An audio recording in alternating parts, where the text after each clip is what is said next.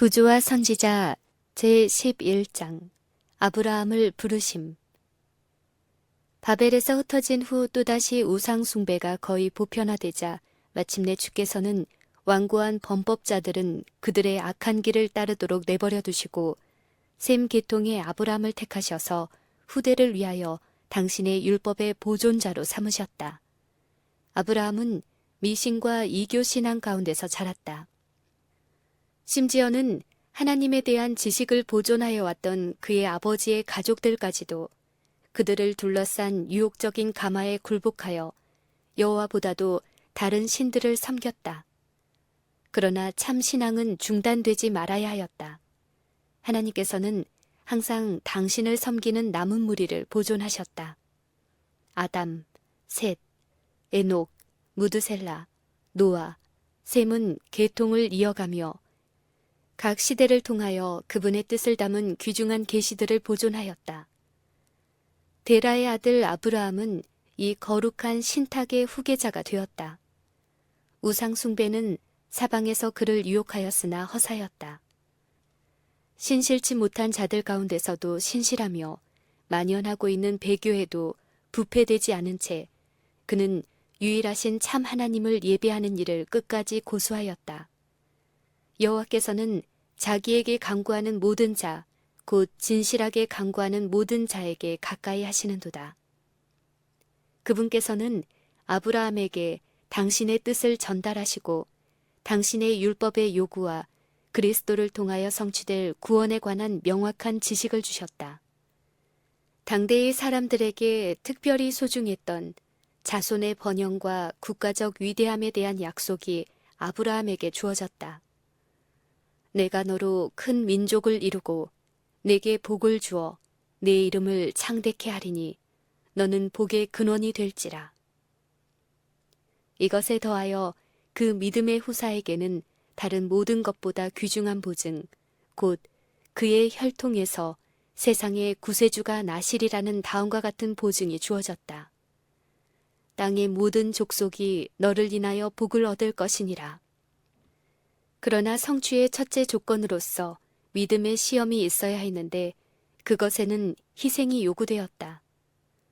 너는 너의 본토 친척 아비집을 떠나 내가 내게 지시할 땅으로 가라. 라는 하나님의 기별이 아브라함에게 이르렀다. 하나님께서 그로 거룩한 신탁의 보존자로서 그의 위대한 사업을 위하여 합당한 자격을 갖추게 하실 수 있도록 아브라함은 그의 초기 생애에 교제하던 것들로부터 분리되어야 했다. 친족과 친구들의 가마는 주께서 당신의 종에게 주고자 의도하신 훈련에 방해가 될 것이었다. 이제 아브라함은 특별한 의미에서 천국과 연결되어 있으므로 그는 낯선 사람들 가운데서 살아야 하였다. 그의 품성은 온 세상 사람들과는 다른 특별한 것이어야 하였다. 그는 자신의 행동 노선을 친구들이 이해할 수 있도록 설명할 수도 없었다. 영적인 사물은 영적으로 분별되므로 아브라함의 동기와 행동은 우상을 섬기는 그의 친족들에게는 이해되지 않았다. 믿음으로 아브라함은 부르심을 받았을 때 순종하여 장래 기업으로 받을 땅에 나갈새 갈 바를 알지 못하고 나갔으며 아브라함의 의심 없는 순종은 온 성경에서 찾아볼 수 있는 가장 현저한 믿음의 증거들 가운데 하나이다. 그에게 있어서 믿음은 바라는 것들의 실상이요 보지 못하는 것들의 증거였다. 그는 하나님의 약속이 실현되는 외부적 증거가 조금도 없는데도 그 약속을 믿고서 집과 친척과 고향을 버리고 갈 바를 알지 못하면서 하나님께서 인도하실 곳으로 따라가고자 나아갔다. 믿음으로 저가 외방에 있는 것 같이 약속하신 땅에 우거하여 동일한 약속을 유업으로 함께 받은 이삭과 야곱으로 더불어 장막에 거하였다. 이와 같이 아브라함에게 임한 시험은 가벼운 것이 아니었고 그에게 요구된 희생도 작은 것이 아니었다. 그를 조국과 친족과 고향에 붙들어 매는 강한 줄이 있었다. 그러나 그는 부르심에 순종하기를 주저하지 않았다. 그는 약속의 땅에 관하여 묻지 않았다. 곧 토지가 비옥하고 기후가 건강에 적합한지, 그리고 그 지방에 유쾌한 환경을 제공하며 재물을 쌓을 기회를 줄 것인지 묻지 않았다. 하나님께서 말씀하셨으므로 그분의 종은 순종해야 하였다.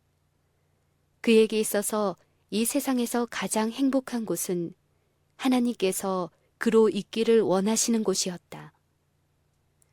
많은 사람들이 여전히 아브라함이 시험을 당하였던 것처럼 시험을 당한다. 그들이 하늘로부터 직접 말씀하시는 하나님의 음성을 듣지는 않으나 그분은 당신의 말씀의 교훈과 섭리의 사건들을 통해 그들을 부르신다.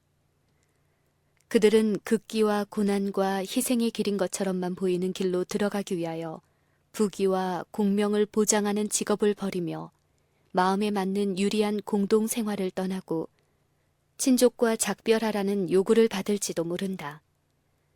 하나님께서는 그들이 해야 할 일을 가지고 계신다.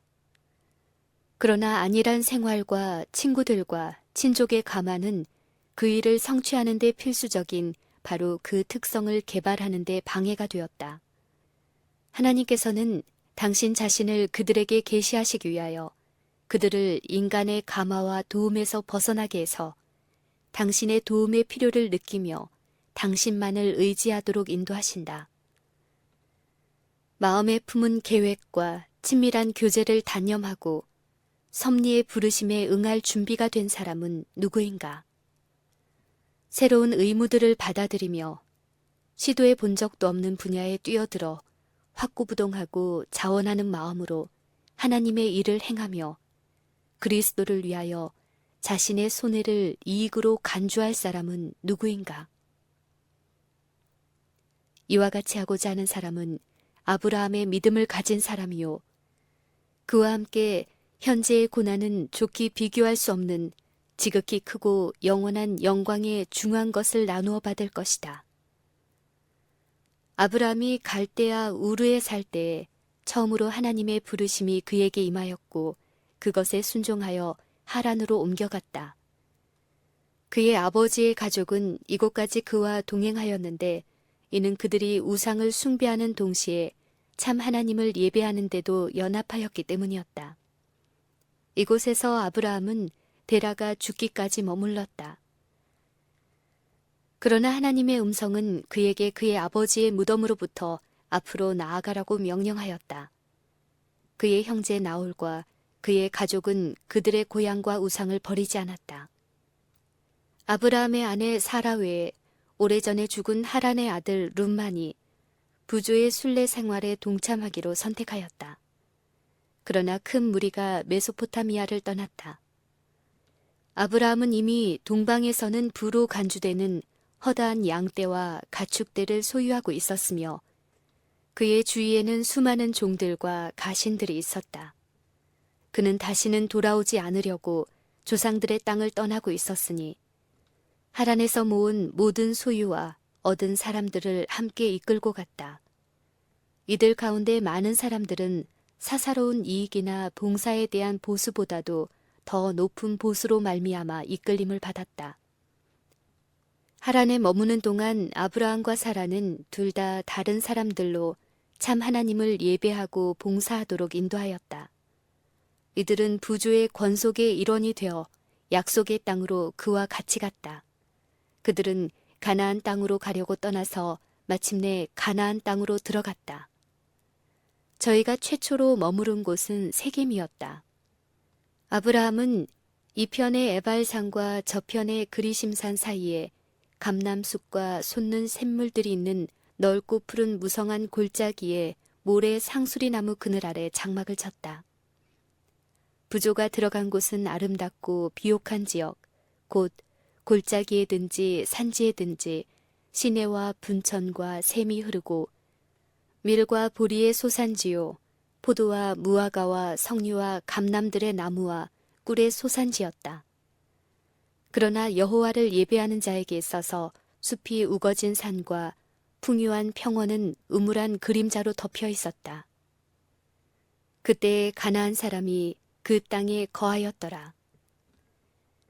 아브라함은 그의 희망의 목적지에 이르렀으나 그 땅은 이방 족속에게 점령당하였고 우상 숭배가 널리 퍼진 지역임을 알았다. 숲속에는 거짓 신들의 제단이 세워져 있었고 부근의 언덕들에서는 인간이 제물로 바쳐졌다.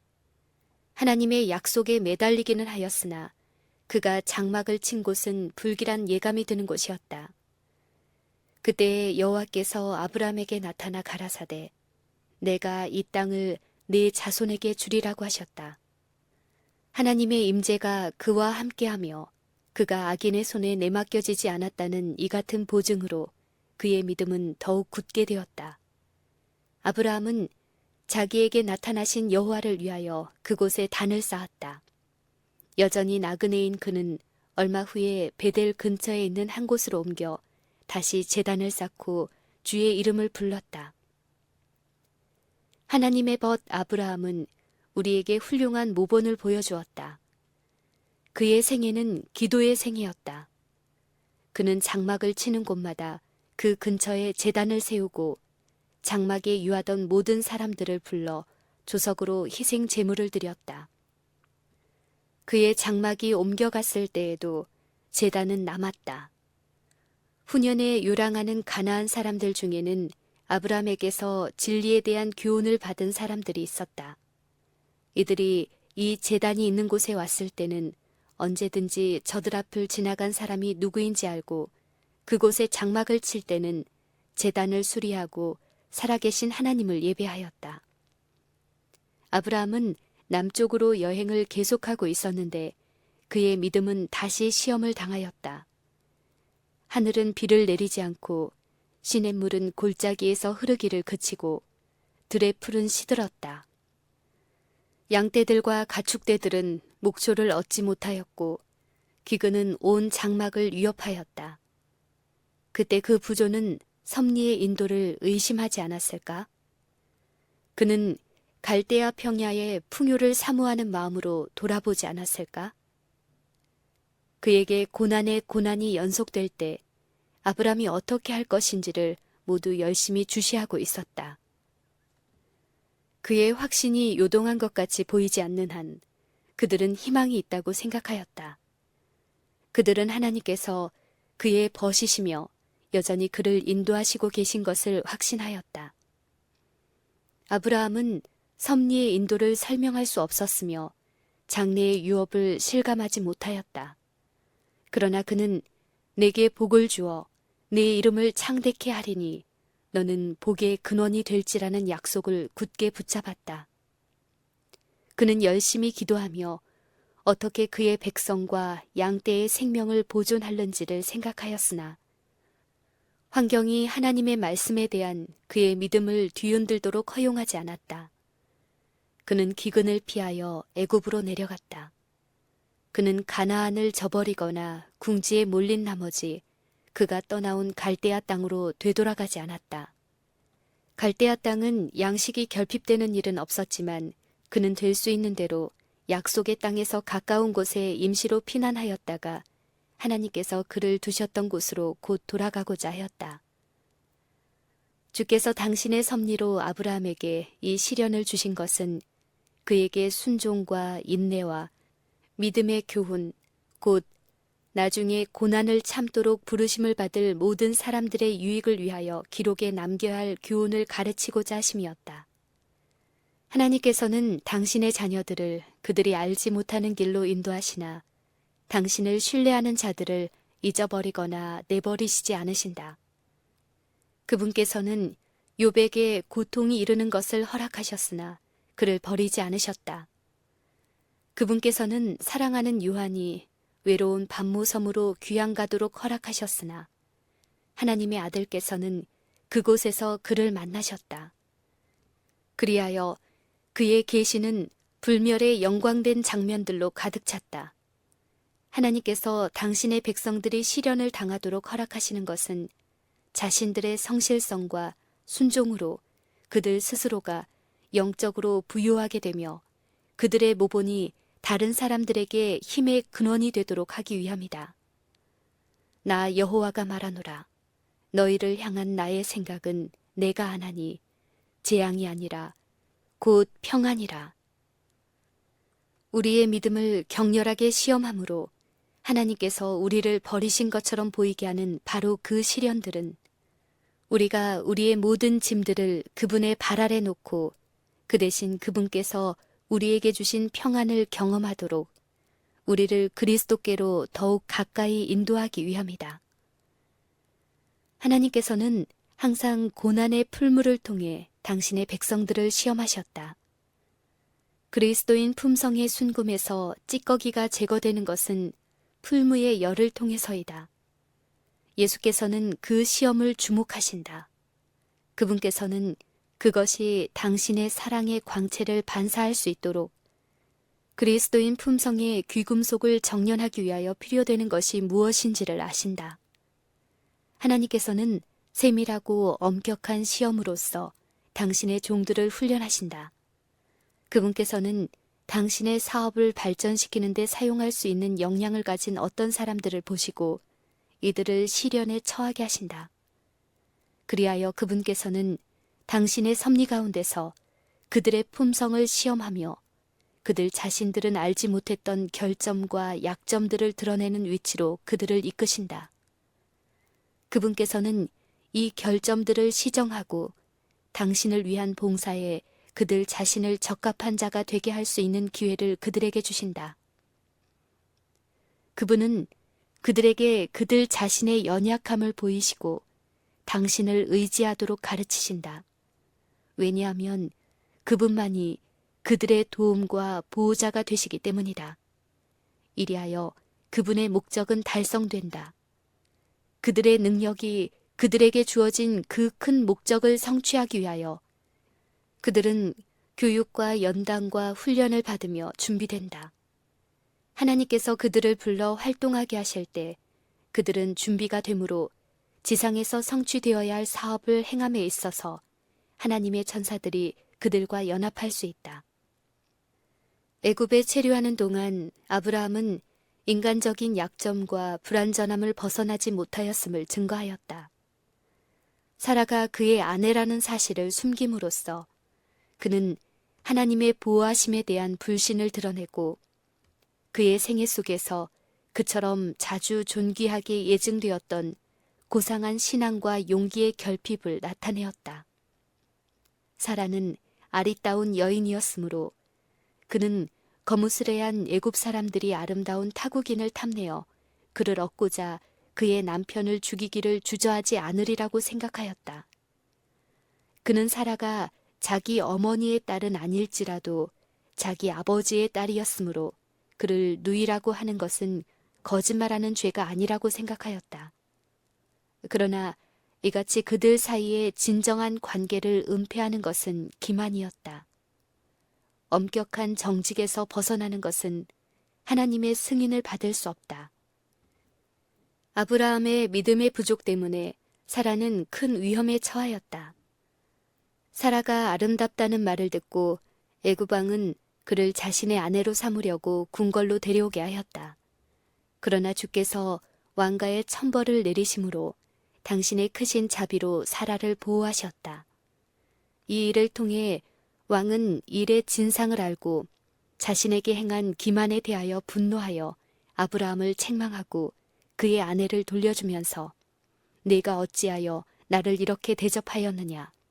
네가 어찌 그를 누이라 하여 나로 그를 취하여 아내를 삼게 하였느냐? 네 아내가 여기 있으니 이제 데려가라 라고 말하였다. 아브라함은 왕에게 큰 총애를 입었다. 아직도 바로는 그나 그의 일행에게 아무 해도 입히지 말도록 하였을 뿐만 아니라 호위병에게 명하여 그들을 그의 나라 밖으로 안전히 인도하게 하였다. 이때 애굽 사람들이 다른 나라의 목자들과 먹거나 마시며 친숙하게 교제하는 일을 금하는 법이 제정되었다.